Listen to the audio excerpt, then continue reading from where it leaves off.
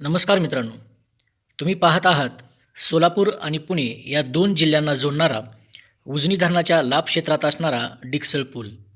हा एक असा पूल आहे जो 1855मध्ये ब्रिटिशांनी बांधला होता.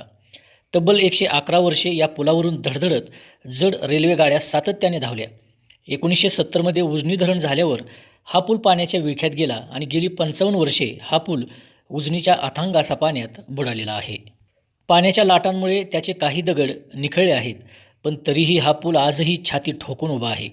170 वर्षांहून जुना असलेला हा पूल आजही नागरिकांच्या विश्वासाला पात्र ठरत आहे आणि त्यामुळेच पुलावर विश्वास ठेवून या पुलावरून नागरिक आजही वाहतूक करतायत. काय आहे या डिक्सळ पुलाच्या अद्भुत भक्कमतेचे रहस्य? ब्रिटिशांनी या पुलामध्ये अशी कोणती जादुई किल्ली लपवली होती ज्यामुळे हा पूल 150 वर्षांहून अधिक काळ पाण्यात असूनही अद्यापही भक्कम आहे? आजच्या भागात आपण याच पुलाच्या बांधकामाची वेगवेगळी रहस्ये उलगडणार आहोत. मित्रांनो, ब्रिटिशकालीन अशा या डिक्सळ पुलाची माहिती जाणून घेत असताना तुम्हा सर्वांना विनंती आहे, तुम्ही अद्यापही आपले के गुरुजी हे यूट्यूब चॅनल जर सबस्क्राईब केलेलं नसेल तर ते सबस्क्राईब करा. चला तर मग सुरुवातीला जाणून घेऊयात ब्रिटिशांनी कशा प्रकारे हा पूल बांधला होता. या पुलाच्या कामासाठी कोणत्या कंपनीने आणि कोणत्या अभियंत्यांनी त्यांचे योगदान दिलेले होते. तर मित्रांनो, ही गोष्ट आहे 1850च्या दशकातील.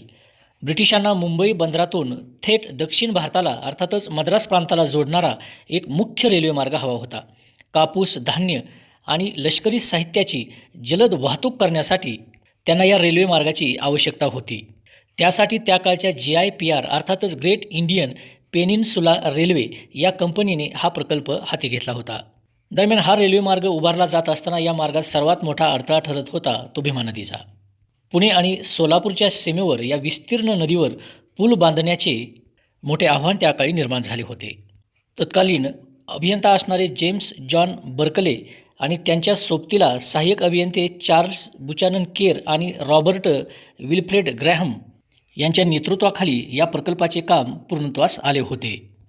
ईस्ट इंडिया कंपनीने त्या काळी भारत देशातील रेल्वे प्रकल्पाचे मुख्य निवासी अभियंता म्हणून अधिकृतपणे जेम्स जॉन बर्कले यांची नियुक्ती केली होती. तर त्यांच्या सोबतीला सहाय्यक अभियंते म्हणून चार्ल्स बुचानन केर आणि रॉबर्ट विल्फ्रेड ग्रॅहम यांची नियुक्ती करण्यात आलेली होती. दरम्यान 1855मध्ये या रेल्वे पुलाचे काम सुरू झाले आणि 1859मध्ये हा साधारणपणे 500 मीटर लांबीचा भव्य अशा 22 कमानींचा पूल रेल्वे वाहतुकीसाठी खुला झाल्याची माहिती आहे. त्यानंतर 1970पर्यंत या पुलावरून रेल्वेचा प्रवास सुरूच राहिला. त्यानंतर उजनी धरणाच्या निर्मितीमुळे हा पूल पाण्याच्या विळख्यात सापडला आणि येथील रेल्वे मार्ग हा बदलण्यात आला. मात्र त्यानंतरही हा पूल रस्ते पूल म्हणून वापरात येऊ लागला. आपल्या भारत देशामध्ये ज्यावेळी सुरुवातीला ब्रिटिशांनी रेल्वे सुरू केली त्या काळामध्ये हा रेल्वे पूल रेल्वे वाहतुकीसाठी अत्यंत असा महत्त्वाचा मानला जात होता. देशांतर्गत वाहतुकीत मुंबई आणि मद्रास या दोन मोठ्या शहरांना जोडणारा हा मार्ग त्या काळी देखील त्याचे वेगळे महत्त्व राखून होता. ब्रिटिश काळात डिक्सळ आणि करमाळा तालुक्यातील पोमलवाडी या दोन ठिकाणांनाही फार महत्त्व होते. त्या काळात वाफेच्या इंजिनावर रेल्वे धावत असल्याने या ठिकाणी पोमलवाडी परिसरात रेल्वे आल्यानंतर तेथे रेल्वेमध्ये पाणी भरण्याची व्यवस्था करण्यात येत होती अशी माहितीही समोर येत आहे. दरम्यान 1855 साली बांधकाम झालेला हा पूल आज 2026मध्येही वाहतुकीसाठी एक चांगला पर्याय म्हणून समोर दिसत असताना या पुलाची भक्कमता आजही समोर येत आहे. पण मित्रांनो, या पुलाच्या भक्कमतेचे मुख्य रहस्य काय आहे माहिती आहे का? संपूर्णपणे दगडी बांधणीतील बांधकाम असलेल्या या पुलाच्या भक्कमतेचे रहस्य आहे कीस्टोन.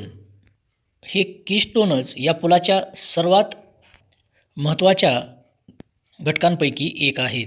किंबहुना या कीस्टोनमुळेच हा पूल इतक्या भक्कमपणे आजही उभा आहे. मित्रांनो, अत्यंत जुन्या असलेल्या या पुलात आजच्यासारखे सिमेंट किंवा लोखंडी गर्डर वापरलेले नाहीत.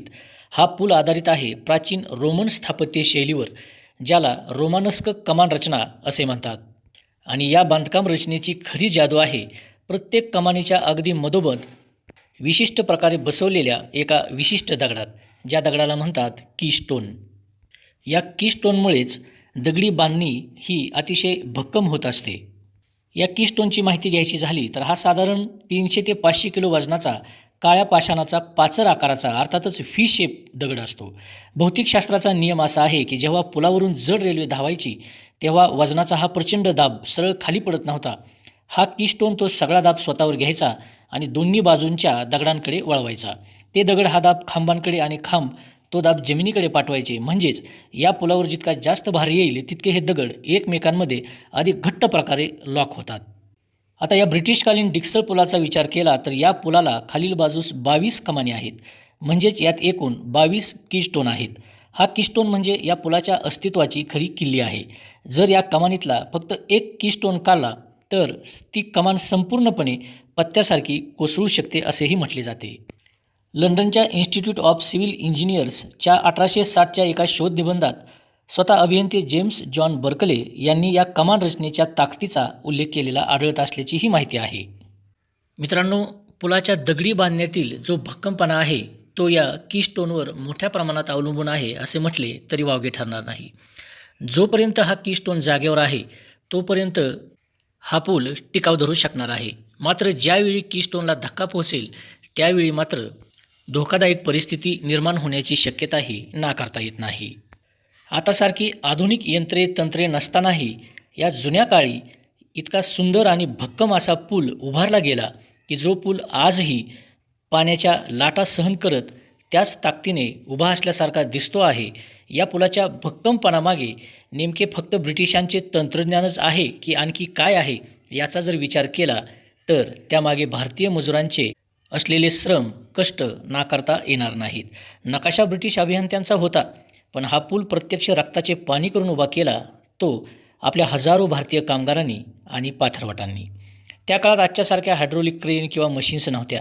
आपल्या पाथरवटांनी छिन्नी हातोड्याने स्थानिक काळा दगड पाषाण अचूक मापात हाताने तासून काढला. 2 दगड जोडण्यासाठी त्याकाळी सिमेंट नव्हते, म्हणून चुना, गूळ, बेलफळ आणि विशिष्ट डिंकांचा चुन्याचा घाणा तयार केला गेला. हा चुना पाण्यात जितका जुना होतो तितका तो अधिक कडक बनतो असेही सांगितले जाते. कदाचित म्हणूनच उजनीच्या पाण्यात इतकी वर्षे राहूनही हा पूल टिकाव धरून आहे. पूल उभारला जात असताना जमिनीत विहिरीसारखे खोल खड्डे करून पाया भरणे आणि कोणतीही आधुनिक यंत्रणा त्या काळीत नसताना साधारणपणे 500 किलोपर्यंतचे कीस्टोन उंचावर नेऊन अचूकपणे त्या जागेवर बसवणे हे आपल्या भारतीय मजुरांच्या कौशल्याचे आणि कष्टाचे फार मोठे उदाहरण आहे.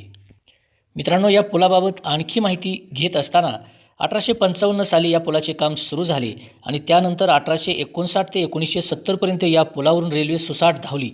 1970च्या काळात उजनी धरण निर्माण होत असल्यामुळे या रेल्वेचा मार्ग बदलण्यात आला आणि त्यानंतर भिगवण खानोटा परिसरात दुसरा रेल्वे पूल बांधला गेला. पण डिक्सलचा जुना पूल पाळला गेला नाही. परिसरातील गावांसाठी तो रस्ते वाहतुकीसाठी जीवनवाहिनी बनला हे वास्तव आहे. दरम्यानच या पुलाबाबत ब्रिटनमधून भारत सरकारला एक अधिकृत पत्रही आले आहे. या पुलाची 100 वर्षाची गॅरंटी संपली आहे. आता हा पूल वाहतुकीसाठी वापरू नका असे ते पत्र असल्याची माहितीही सातत्यानं दिली जाते. त्या पत्राबाबत फारशी माहिती नाही. मात्र डिक्सल पुलाबाबत काही प्रसिद्धी माध्यमांमध्ये ब्रिटिश कंपनीकडून भारत सरकारला दिले पत्र सांगितले भीमा नदीवरील पुलाचे आयुष्य संपले अशा बातम्या प्रसिद्ध झालेल्या आहेत. दरम्यान या वृत्तांच्या पार्श्वभूमीवरच स्थानिक प्रशासनाकडून आणि सार्वजनिक बांधकाम विभागाकडून या पुलाच्या दोन्ही बाजूंना जड वाहतुकीसाठी हा पूल धोकादायक असल्याचे फलक बसवण्यात आलेले आहेत. याशिवाय या पुलाच्या धोकादायकपणामुळे ST बसची वाहतूक या पुलावरून बंद करण्यात आलेली आहे. या पुलावरून धोकादायकपणे वाहतूक बंद करण्याबाबतचे फलक लावले गेले असले, याशिवाय STची वाहतूक या पुलावरून बंद असली तरीही या परिसरातील लोकांचा या पुलावर इतका विश्वास आहे की अजूनही या पुलावरून वाहतूक सुरूच असल्याचे दिसते. या ठिकाणच्या पुलाची उपयुक्तता लक्षात घेऊन सरकारकडून या पुलाशेजारीच एका नव्या पुलाचे कामही सुरू आहे. तो नवीन प्रकारचा आधुनिक असा रस्ते पूल असणार आहे. भविष्यात नवीन पूल येईलही, पण 150 वर्षांपेक्षा अधिक काळापासून या भागात असलेल्या या ब्रिटिशकालीन डिक्सल पुलाच्या आठवणी या भागातील नागरिकांच्या आठवणीत कायमच राहतील. ब्रिटिश इंजिनिअरिंगच्या तंत्रज्ञानाने आणि हजारो भारतीय कामगारांच्या कष्टाने उभा राहिलेला हा पूल, या पुलाचा भक्कमपणा आणि पुलाच्या रचनेत झालेला कीस्टोनचा वापर या गोष्टी नेहमीच अजरामर राहतील. मित्रांनो, डिक्सल पुलावरील जो रेल्वे मार्ग होता हा सुरुवातीपासूनच ब्रॉडगेज स्वरूपाचा होता, ज्यामुळे यावरून मोठ्या आणि जड मालगाड्या धावू शकणार होत्या आणि त्याचाच विचार करून या डिक्सल पुलाची रचना आणि बांधणी त्या काळी करण्यात आली होती. उजनी धरणाच्या निर्मितीनंतर या भागातील रेल्वेचा मार्ग बदलला गेला. मात्र आताही डिक्सळ पूल आणि त्या परिसरातून प्रवास करत असताना जुन्या काळातील रेल्वे मार्गाच्या काही खुणा निश्चितपणे आपल्याला दिसून येतात. मित्रांनो, हा पूल ऐतिहासिक आहेच, तसेच अभियांत्रिकीचा एक उत्तम नमुना देखील आहे. तुम्ही कधी या डिक्सळ पुलावरून प्रवास केला आहे का? तुमचे अनुभव कसे होते? तुमची मते कमेंट करून नक्की नोंदवा. ब्रिटिशकालीन डिक्सळ पुलाचा इतिहास आम्ही जो आता आपल्यापर्यंत पोहोचवला तो आपल्याला कसा वाटला? कीस्टोनचा इतिहास आपल्याला कसा वाटला याबाबतची तुमची मते कमेंट करून नक्की नोंदवा. सोबतच हा व्हिडिओ आवडला असल्यास अशाच माहितीपूर्ण व्हिडिओसाठी लाईक करा. सोबतच कमेंट करून नक्की तुमची मते आमच्यापर्यंत पोहोचवा. सोबतच ब्रिटिश अभियंत्यांच्या नेतृत्वाखाली जरी हा पूल पूर्ण झाला असला तरी ब्रिटिशांच्या तंत्रज्ञानाच्या जोडीला महाराष्ट्रातील आणि आजूबाजूच्या प्रदेशातील जुन्या काळापासून चालत आलेली दगड घडवणारी कला या पुलाच्या बांधकामात आपल्या कामगारांच्या माध्यमातून कामी आली होती. या पुलाचा प्रत्येक दगड हा अचूक मापात आपल्या छन्नी आणि हातोड्याने हाताने तासून त्यांनी तयार केला होता. इतक्या भव्य आणि भक्कम पुलाचा पाया भरणे त्या काळात अत्यंत धोक्याचे होते. त्या काळी अतिशय तुटपुंजा अशा मोबदल्यामध्ये आपल्या भारतीय मजुरांनी रात्रंदिवस राबून हा सोलापूर रेल्वे मार्ग त्या काळामध्ये पूर्ण करण्याचे काम केले होते. त्यामुळेच या पुलावरून प्रवास करताना त्यांचीसुद्धा आठवण आपण काढली पाहिजे. तुम्हाला काय वाटते? या पुलासारखी बांधकामे पुढील काळात होतील काय?